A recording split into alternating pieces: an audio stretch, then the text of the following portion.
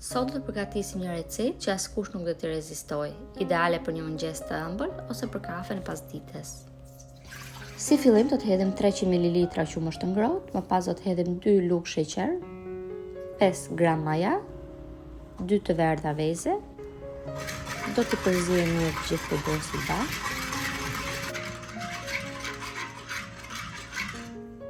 Më pas do të hedhim mielin. Mielin do ta hedhim gradualisht duke e përzier mirë.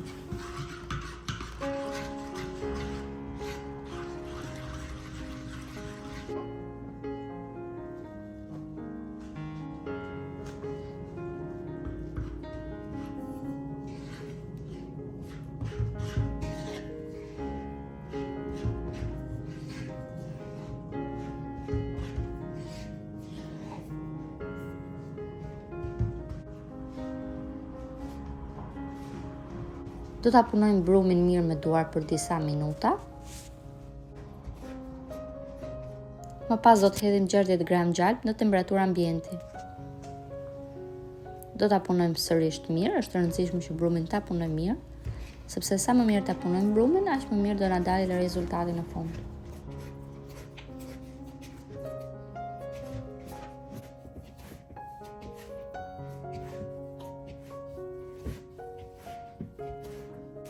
Do ta lëmë të pushojë për rreth 1 deri në 2 orë në varësi të temperaturës së dhomës. Ndërkohë do të përgatisim kremin, për të cilin do të na duhen 2 gota qumësht,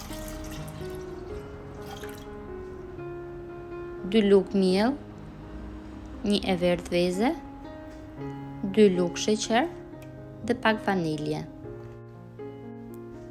Do t'i përziejmë mirë bashkë dhe më pas do t'i lëmë të ziejë në temperaturë të ulët duke i përzierë vazhdimisht derisa masa të trashë.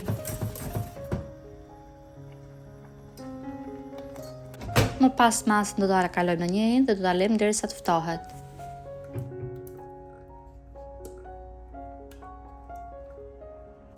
Do ta mbulojmë me një qese kuzhine në mënyrë që mos na vë petë kremi. Ndërkohë dhe brumi ka ardhur, do ta kalojmë në tavolinën e punës dhe do ta ndajmë në 12 pjesë të barabarta.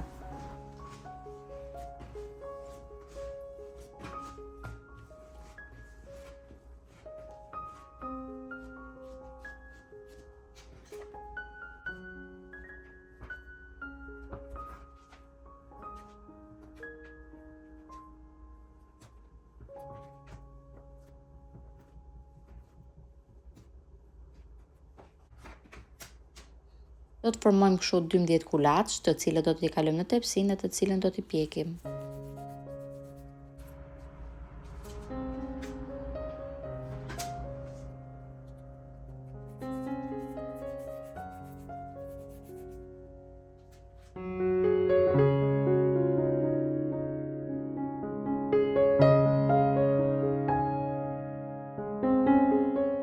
Pasi kemi vendosur të gjithë në tepsi, do t'i lëmë të pushojnë për rreth 20 minuta.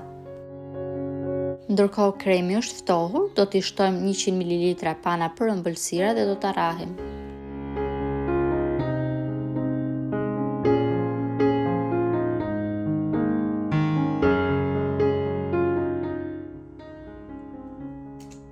Pasi brumi ka pushuar, me anë të një gote do t'i japim format siç janë edhe në video, të cilat më pas do t'i mbushim.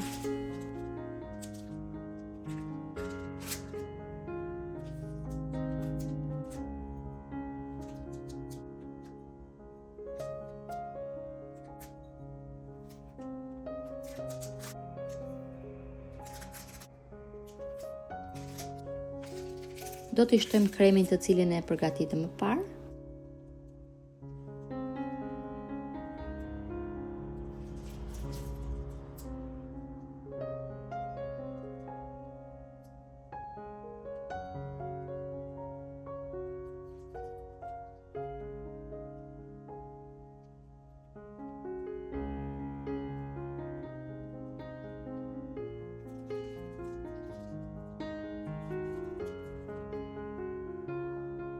Anësore do t'i lyejmë me 1 të verdhë veze.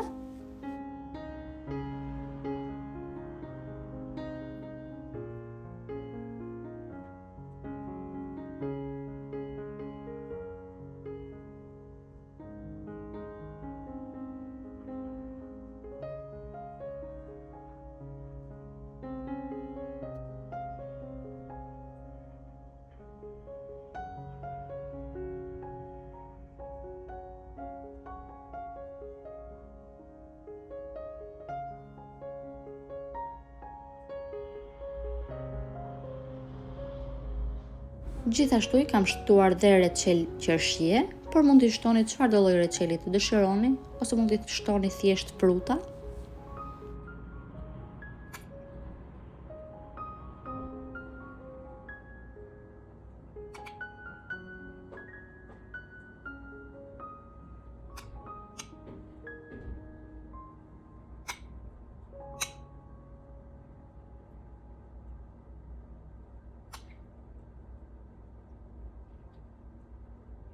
Do t'i pjekim në furrën e parangrohur me 200 gradë për rreth 20 deri në 25 minuta. Pas 25 minutave janë gati. Gjithashtu i kam vendosur edhe disa lule shtrydhe për dekor.